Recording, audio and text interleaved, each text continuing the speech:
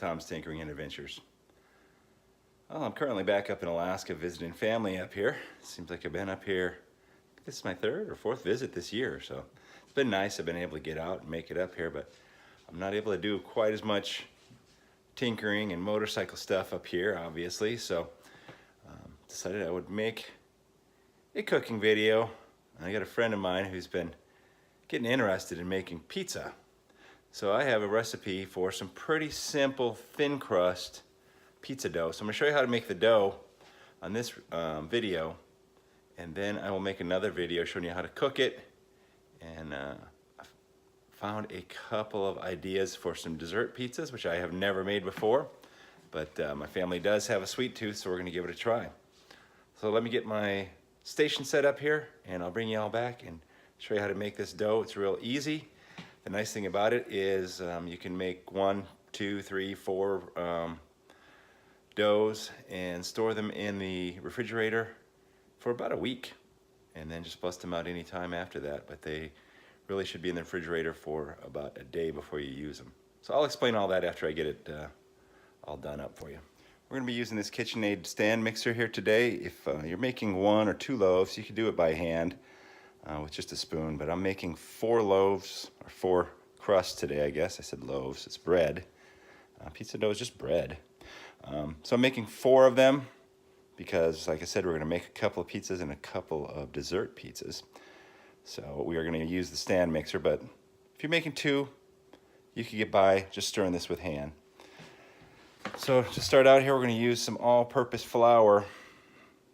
When I make this at home, I have a scale. I couldn't find a scale here in my daughter's kitchen, so I had to do a conversion over here for the flour.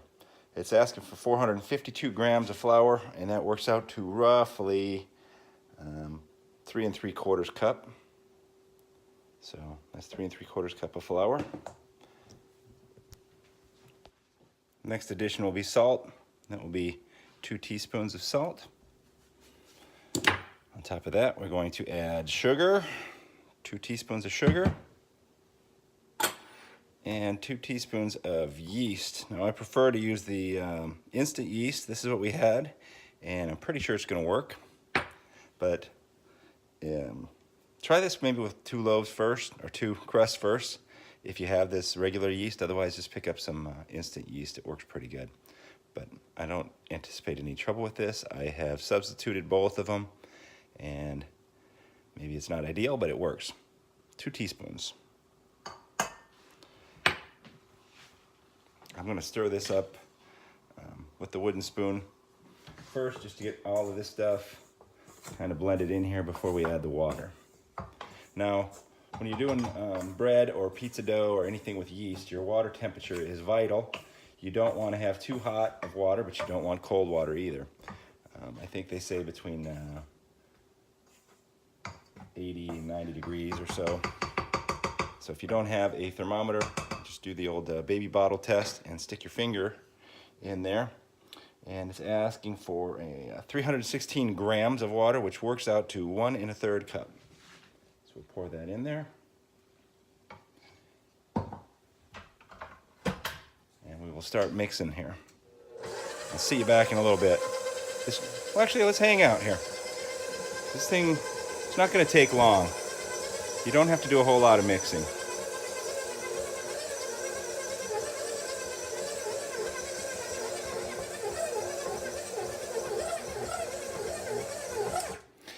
So at this point, all I'm going to do is I'm going to drop this down.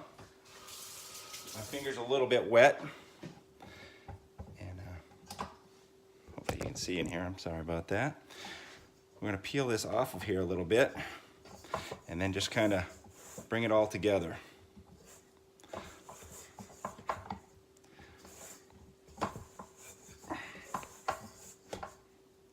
Go. And we will start it up again and run it probably about another 30 seconds. All right, after you kind of combine everything back together, you just run it a little bit more. And all you're looking for is to make sure it's not sticking to the sides and that all the dry stuff out of the bottom is gone. It's actually almost there already.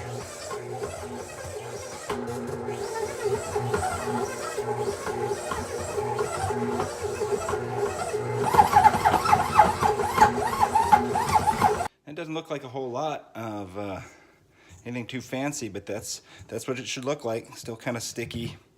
I got my hands a little bit wet here. So now we want to divide this into 4.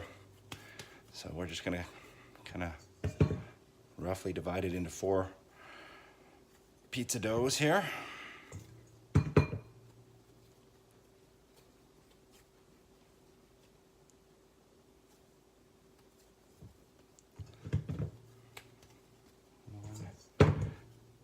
Two. I'll show you the other. I'll show you the next step here before we divide that up. So now you get yourself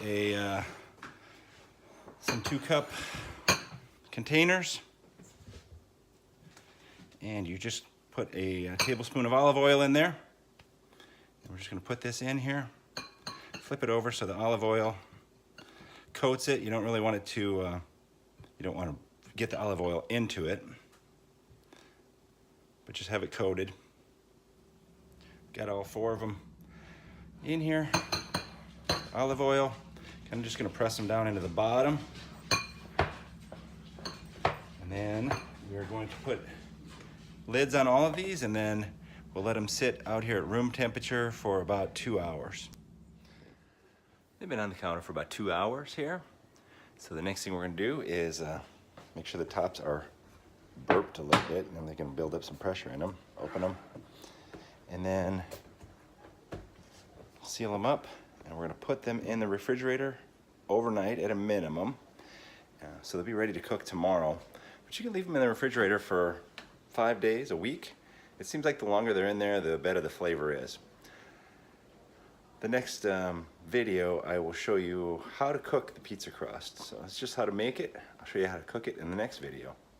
So there you go. I'm getting a 2-for out of this deal. Thank you very much for watching.